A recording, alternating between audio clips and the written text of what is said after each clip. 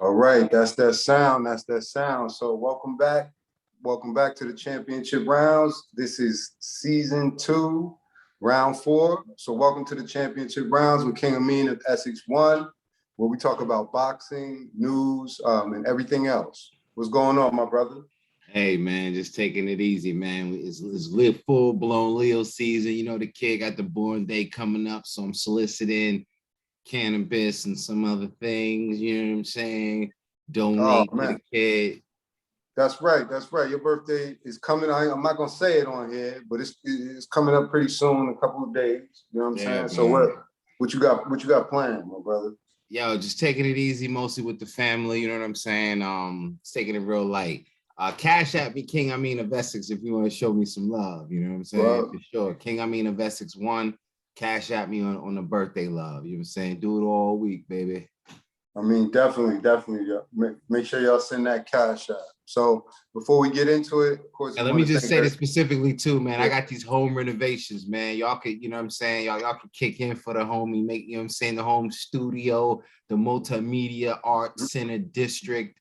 You know what I mean? Have my wife pressing up t-shirts. Y'all saying y'all, you know what I mean, can contribute. You know what I'm saying? Pay your taxes. King Amin of Essex 1. Cash app, baby. That's right. That's right. Respect due. Pay for that free game. You know what I'm saying? So listen, before we get into it, of course, we just want to thank everybody for listening, supporting, the likes and the comments. So just continue to show that support and check my man out on his blog as well as on the Boxing Voice on Thursdays and Sundays. All right, so we're going to start it off right in Jersey where we at right now, right at the Prudential where we both been before. We had an exciting, weekend of fights. It was a PBC card. So let's start out with the heavyweight fight of Michael Coffie versus Jonathan Rice. Michael Coffie, 12-0, 9 KOs from the Bronx, New York, versus Jonathan Rice, 13-6-1, 9 KOs, right? He was actually, I believe, a replacement fighter for this fight. Correct me if I'm wrong. Yeah, late replacement. Late replacement. I believe he's from South Carolina. Ended up winning by TKO. He stopped Coffie in the 5th. So what did you think of this fight? Were you surprised by this outcome? And the people want to know what you think. Yeah, I was definitely surprised. I think the only person, with all due respect, that wasn't surprised was Johnny Rice. Michael Coffie, I think, was the favorite. And this fight was supposed to be Gerald Washington and Michael Coffie. So who knows the outcome of that fight, because styles make fights. Okay. But you do know, I think Johnny Rice, he came off the loss to F.A. Java, another heavyweight prospect on his way to being a contender. But I think he was also in camp. Excuse me. I think he was also in camp with Fury over there at Top Rank or doing something to where he knew something that, nobody else, I guess, figured as far as game plan for his opponent. And then again, Coffie might have been training for Washington. And the odds are the way he fought this fight, he was planning to unleash his power. Rice, he ate that. You know what I'm saying? Like how my man said that he was like, I ate that. And I was like, I ate that. And, he did what he did. It was interesting, the play on words, Rice and Coffie, you know what I'm saying? That Rice is more sustainable, So what most impressed you about, Rice, other than, let's just say his durability, and what's next for Michael Coffie? Truthfully, it was, he showed some flashes of technique and he showed chin. And I'm not saying that Coffie had this superpower, but he definitely has some power. He just knocked out Damani Rock, who was a pretty notable prospect. And a big guy. Rock was a big guy. So, knocking out a big guy, usually says something. Heavyweight division, you know what I'm saying? There's no reason for me to have doubted his power. And Rice, not knowing much about him, because I think he got stopped by a jogger. So you thinking to yourself, okay, even though it's a late replacement, I think Washington's last loss was a stoppage to Robert Helenius, I believe. And then you talk about, Rice coming in off of a stoppage, and they probably say, well, all right, this is good. I'm going to play it the same way. But Rice, might have had the advantage of, coming in. And his jab looked good. his jab is what really did it for him. And it was basic boxing. And he was, rolling a lot of the punches and what Coffie thought was his power shots when it was landing. Rice ate him and he countered with boxing, gave himself enough space. And when he was literally landed, it was a cross between, the way he popped the jab. And I'm not exaggerating. I'm just talking about technique, the subtleties, popping the jab like Larry, but his 1-2 was like Lennox Lewis because he was popping him with it. But then if he poured it out there, rangefinder, boom.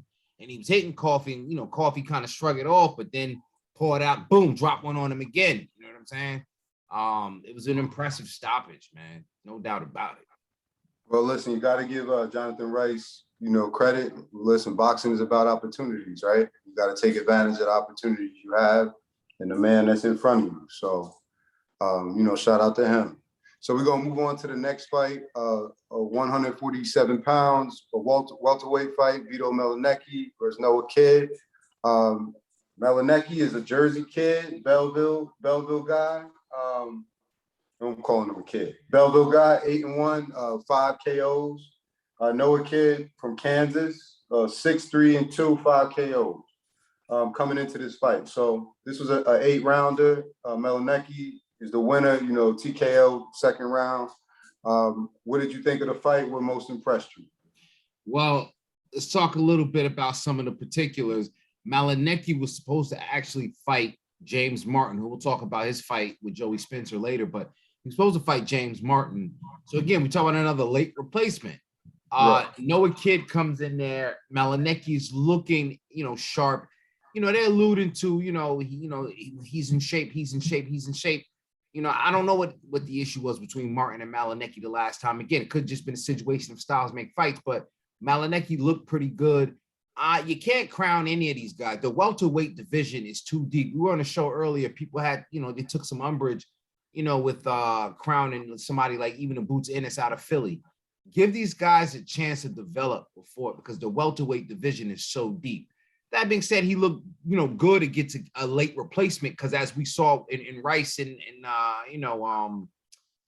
Coffie, that late replacement could be trouble. So Mielnicki definitely did what he had to do against a late replacement opponent. And, I'm not sure where he goes from here, but I think he's got a good shot to make it happen at the Prudential Center. He could become a pretty good, local fighter. And, see where it goes from there, man. So that's what I was going to ask you. What do you think, if anything, is the significance of, this fight being at the Prudential Center in Jersey, in Newark? Mielnicki, just kind of looking at his record and everything, he definitely was kind of representing the area, I'm sure there was a lot of support behind him in the building. So what do you think about that, just in terms of, that kind of fight being in the Prudential Center, PBC putting together that card, here in Jersey? Maybe they can build them up and be on the undercard of a Shakur fight. We get some Jersey fighters, you know what I'm saying? I know they're on opposite sides of the street. Shit, maybe at some point, Shakur and Mielnicki or some local shit meet up with Shakur, go up to 140, 147. Who knows?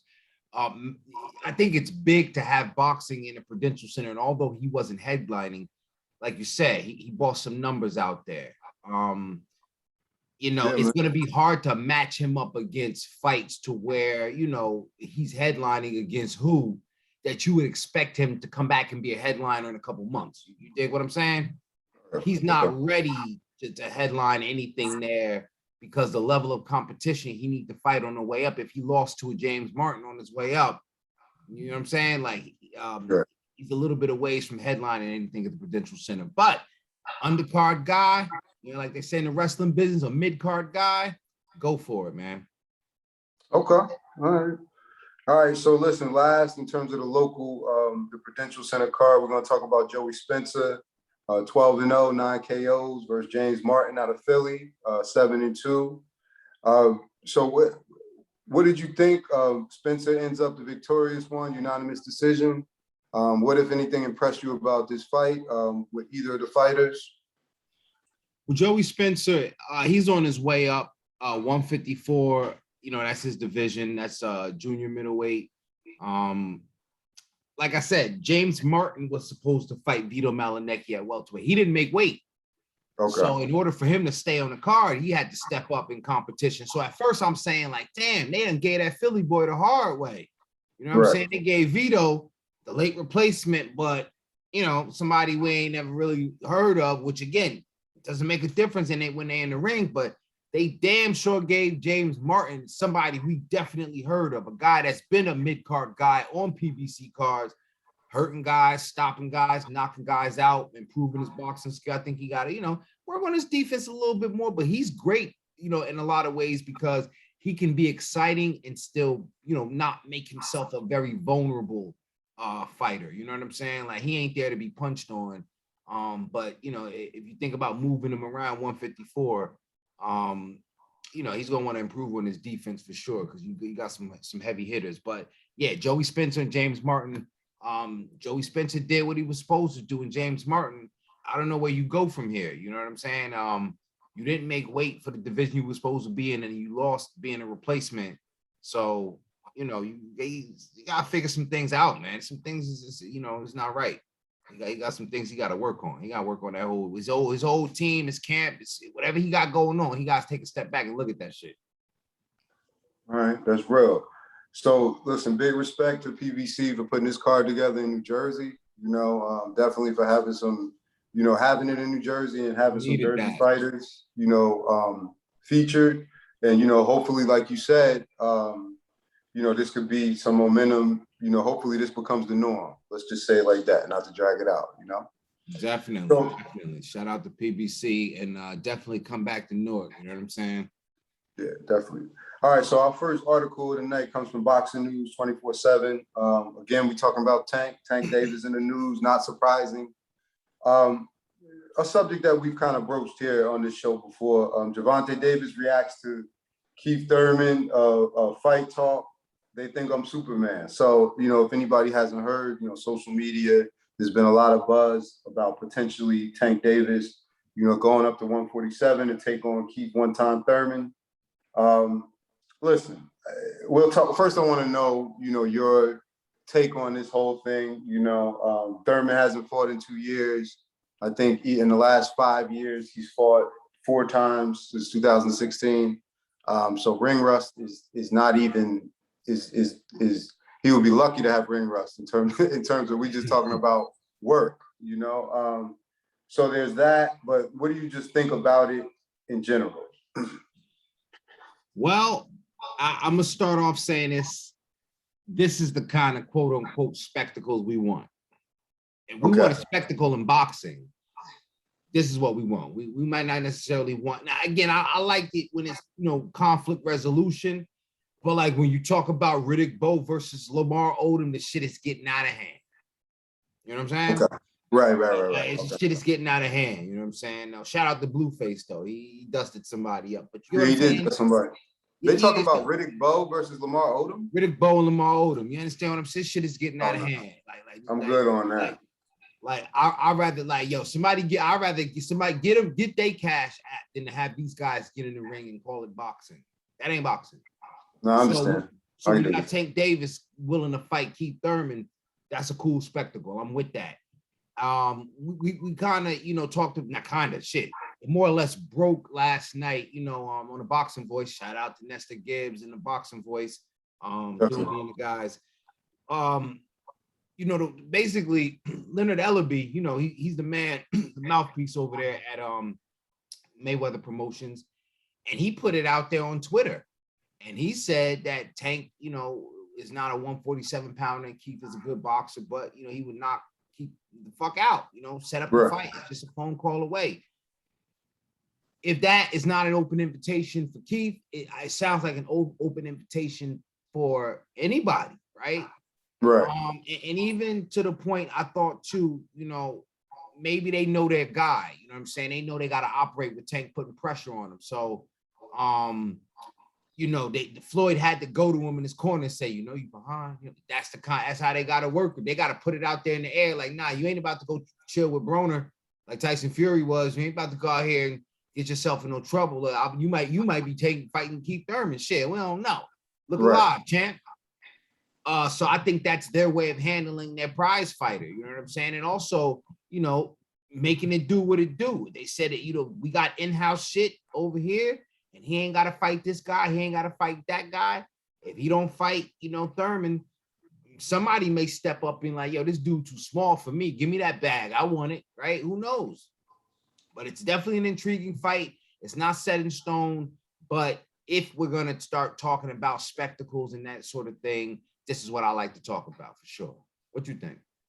I mean, listen, man, I'm going to be very honest with you, right? I was reading this article, right?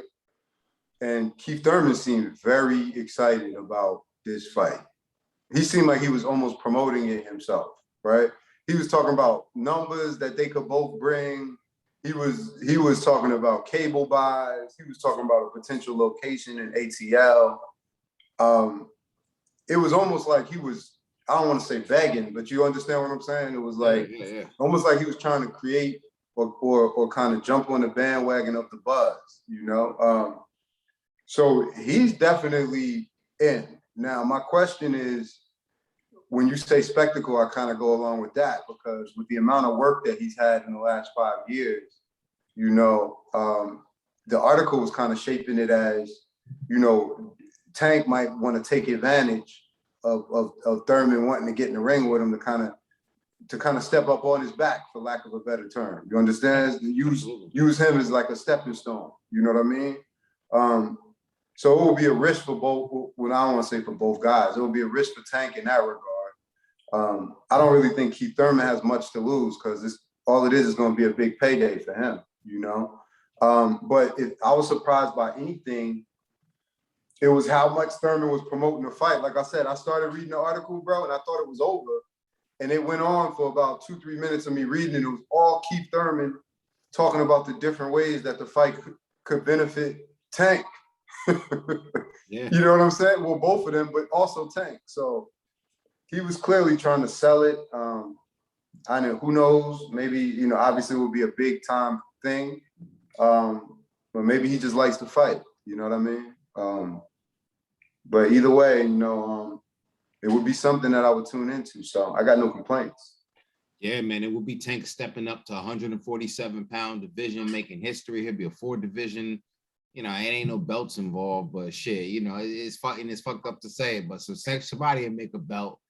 You know what I'm saying? Or maybe if Thurman take a warm-up fight in between, they'll make a belt for him and be the millennial WBA millennial. The WBA is, there's a name, what benefits Al as an Al Heyman. So the WBA, they got a lot of belts they can make up over there. So pull the belt out the closet. Yeah, man. You dig what I'm saying? Yeah. But yeah, man, it'll be interesting to see, man. I learned that the hard way years ago. For all them times I asked you about, yo, he's the champ. This is the champ, and you look like, yeah, he's the champ. He got a belt. That don't necessarily mean, All right, so moving on. Our next article comes out of ESPN. Listen, this is a topic we've been talking about for a while. So Canelo still searching for a September opponent. Obviously the fight with Caleb Plant fell apart. So we're talking about, they're talking about a plan B with Dimitri Bivol, 18-0, 11 KOs, known for his jab. He had 6 he had 6 defenses over a 175-pound title. Most notable, both decisions against Gene Pascal, Joe Smith Jr. I think the Smith Jr. fight was fairly recent. I'm not sure. Don't quote me on that. So what do you think about that as a replacement fight? And then we'll kind of talk about the rush for Canelo to get in on that date. Basura. Okay. Because first of all, it's Canelo's responsibility for this fight to happen. Caleb Plant is a worthy enough opponent. I think the offer was 10 million. And remember, we went through the whole thing. I offered a nice package, right? Right. And I think the number was 10 million that Caleb Plant asked for, but the concession was that if something happens to Canelo, Caleb Plant gotta wait to fight Canelo. But if something happens to Caleb Plant, then Canelo gets, to continue to fight on that date for the same money that he was going to get, 40 million. Right. So it's just a ridiculous concession he was asking for, almost like to say, like, babe, I want to marry you, and I know you're gonna, let me have other girlfriends, but you gotta let me let one live in the house. Like, what are you asking for, man? Like, Oh, wow. oh, good God. So you can only push people but so far. Canelo's the reason why this fight isn't happening. So if he was fighting, the better guy, Better Beef, Arthur Better Beef at 175, then maybe people would feel a little bit more excited about the fight.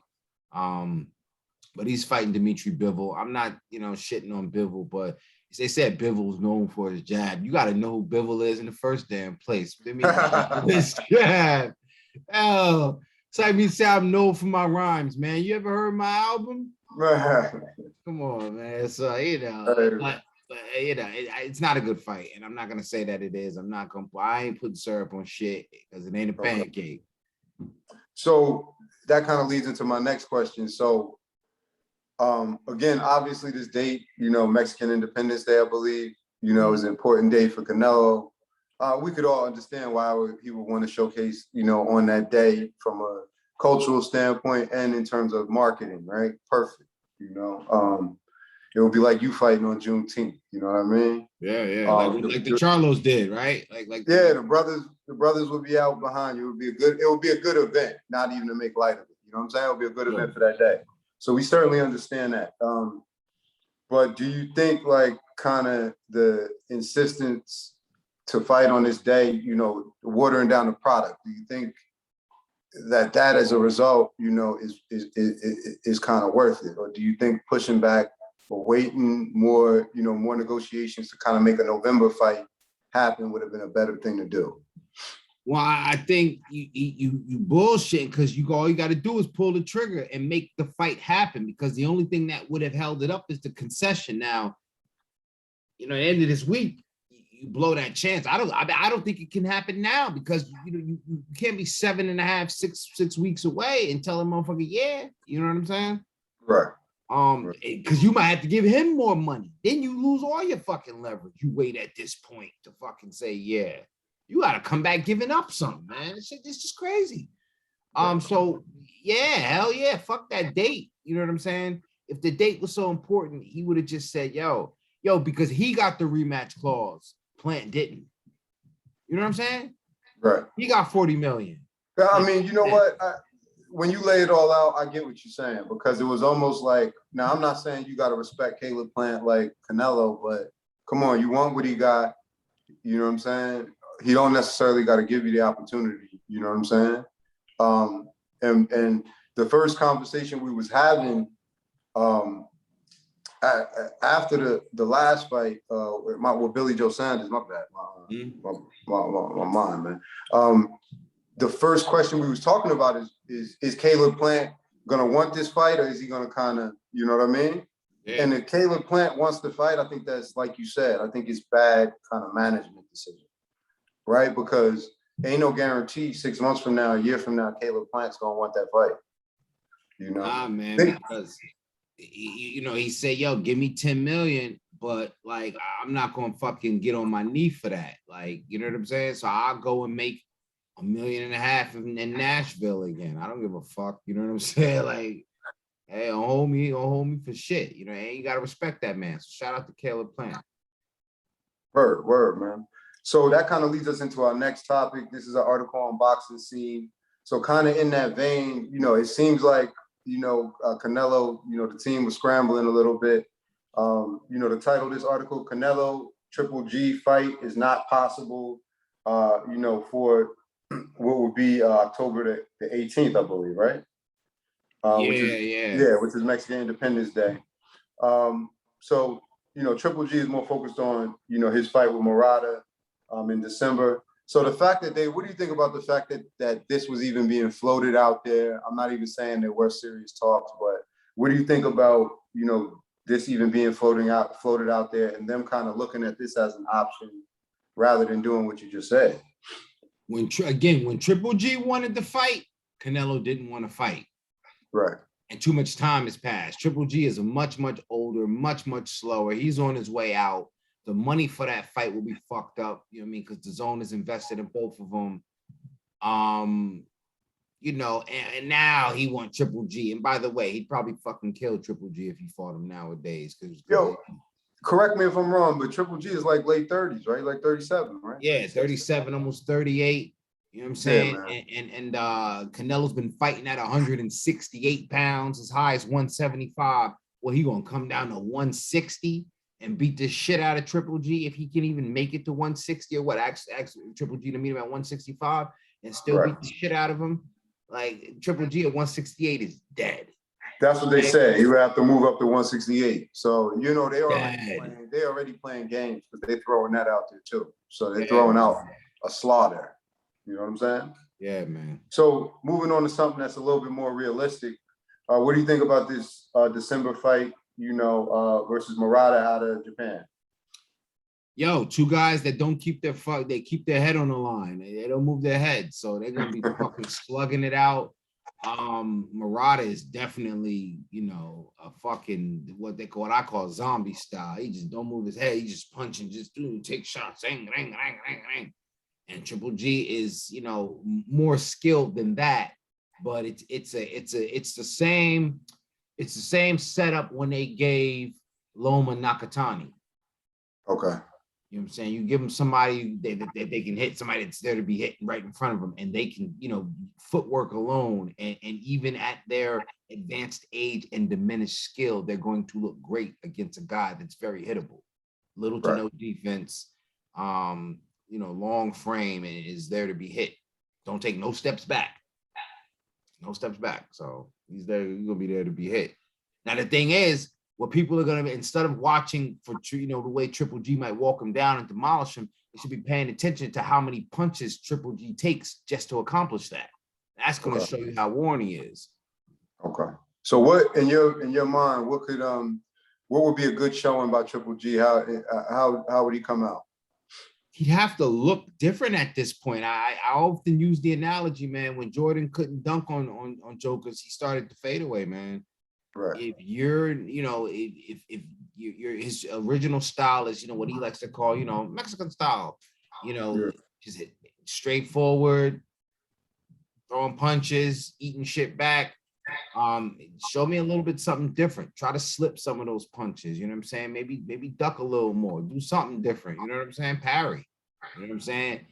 Because his thing would just be more or less getting in between punches and getting them to bounce because he's coming forward. He's coming forward with the high guard. He might crouch a little bit and try to step in between your punches, but cutting off the distance with his footwork. You know what I'm saying?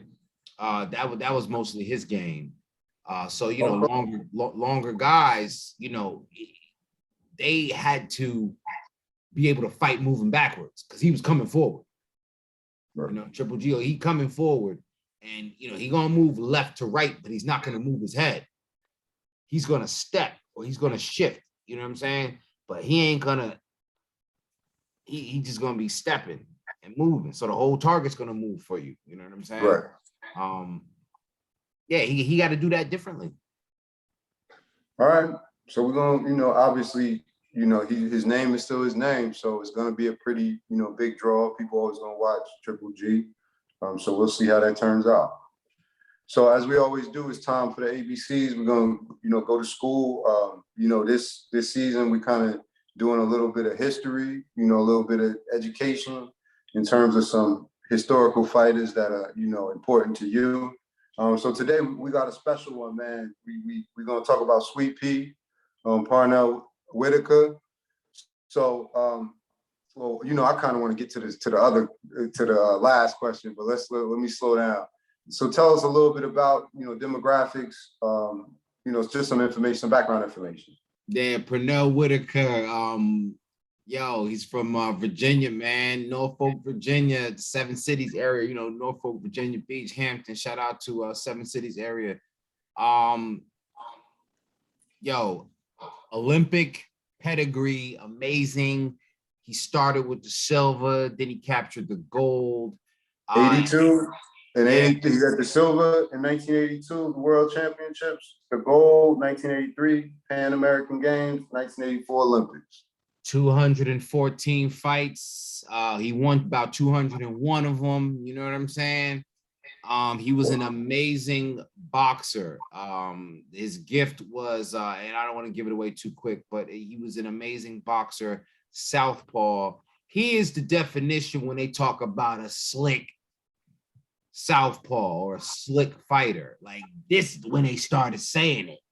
Right. Now Whitaker's when they really started saying that shit, because he would use his knees and he would bend at the knees. And when people didn't think it was appropriate to have a wide, have your feet apart, too wide, he could bend at the hips, at the waist, man. And it's hard to take the Olympic style, the amateur style, and make it a pro style.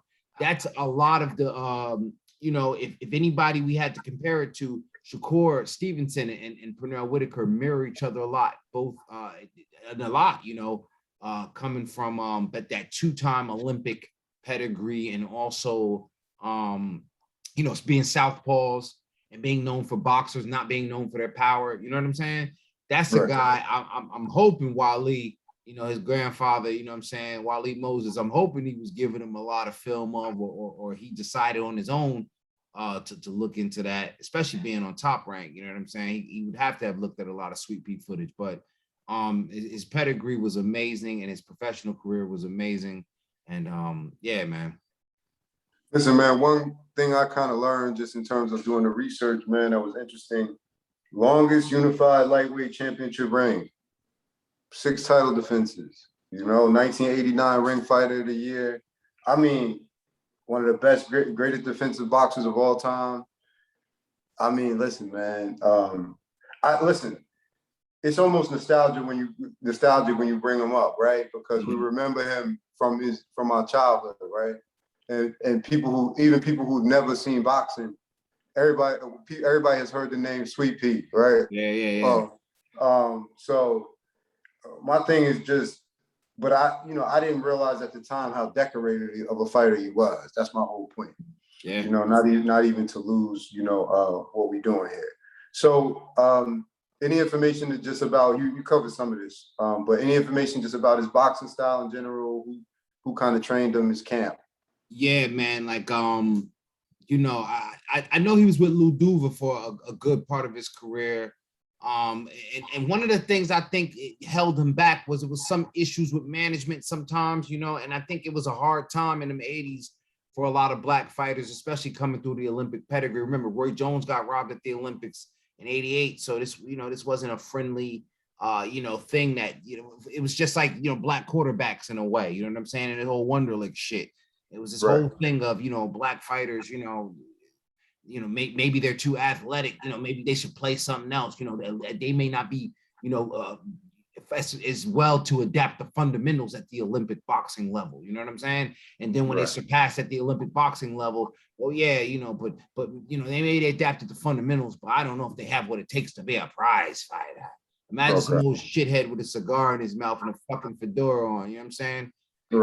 So that's essentially the stigma he's fighting as he's carving out his professional career. So like I said, I think he was with Lou Duva for a minute, but he was over with Top Rank, and he had a lot of great big fights in his career, like you say, unified at lightweight. Like, yo, this is what these guys are trying to do, you know what I'm saying? Like, this is what Teofimo and Loma was trying to do. These guys can't do that. You know what I'm saying?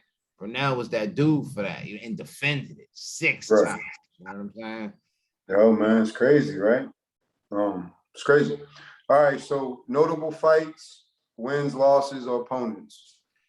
I think it's unfortunate, like many fighters towards the end of their career, you start seeing a shift. And maybe some of the things we know about boxing, they matched him in against all the stars, and gracefully he took those fights. He only had 4 losses in his career, so we're not talking about nothing crazy, right? Right. But I think the biggest travesty in history was the Chavez Jr. loss, man. That was fucking crazy. Yeah, man. Split decision, like seriously, and again, when people, they use his defensive style against him, when they wanted to, give them favorable, decisions to the other fighters, to De La, like, yo, they just didn't really. Now, the loss that most people will say that, it was pretty obvious was way late in his career when he fought Tito Trinidad. He wasn't as quick, he wasn't as fast, he wasn't Sweet Pea, he was more like a lima bean, still nutritious, but definitely not in the same shape. Right. So, but definitely a stellar career nonetheless. Like I said, I think he was 41-4. Yeah, man, 4 losses don't take nothing away from you when you lost, to the best of the best, early in his career, like he had some loss like in 88, to some guy. I don't want to say some guy, somebody was obviously bested him on that night, but the 3 main losses was late in his career, and that was to De La Hoya, Trinidad, and Chavez. Okay. All right. So again, why pick him? So we always want to know, these are your personal picks. So why did you choose to talk about him this week? Like you said, man, the pedigree, that Olympic pedigree and the skills like no other. Like I said, I love Shakur, but Shakur will be blessed to do what Sweet Pea did. You know what I'm saying? And if you're gonna be that kind of fighter, you have to be a counter puncher. You just can't be shifty and block punches and do catch and shoot drills with your opponent. Punch their ass back. Right. Sweet Pea didn't have a lot of power, but he punched their ass back like he meant it each and every time. So, what I'm, envisioning in that perfect fighter, we need Pernell Whitaker's and a southpaw. This perfect fighter in my mind would be a southpaw. You know what I'm saying? Even now, if you look at it, you got Earl Spence and Manny Pacquiao, 2 southpaws. You know what I'm saying? Right. Gervonta Davis, southpaw. You know what I'm saying? My guy, Chad Dawson, southpaw. You know what I mean? There's a trend going here. Myself, southpaw. You know what I'm saying? A little bias. Although we're gonna get to some traditional fighters in their jabs, but conventional fighters. But yeah, man, his defensive prowess, second to none. Absolutely. Yeah, the Philly. So boom. Floyd does the shoulder roll, which is like a component in alter of the Philly shell. But when you're just talking about being elusive and being slick, making people miss, like ducking underneath punches, like you dancing, you know what I'm saying? Pernell Whitaker looked like he was fucking dancing. You know what I'm saying? Dancing in between raindrops, you know what I'm saying? This shit is fucking crazy. You know what I'm saying? Good God Almighty. Pernell Whitaker. So rest in peace to that man. He we lost him not long ago, man. Definitely, man. I believe he got hit by a car or something. Yeah, something very unfortunate, man. I know the answer to this already, but just as a technicality, we always end with this question. If you were building your perfect video game fighter, what part of Sweet Pea's game would you take? Oh, that right there, that elusiveness, that right there. Like, so if we recapping it, I gotta recall it, right? We said Chad Dawson's, offensive and combination punching, right? Right. We want Dwight Muhammad Kwawee's we wanted his kind of defensive shoulder roll, right? And counter, we wanted his counter punching as well, right? We wanted James Scott determination. We want that that Broadway boxing program.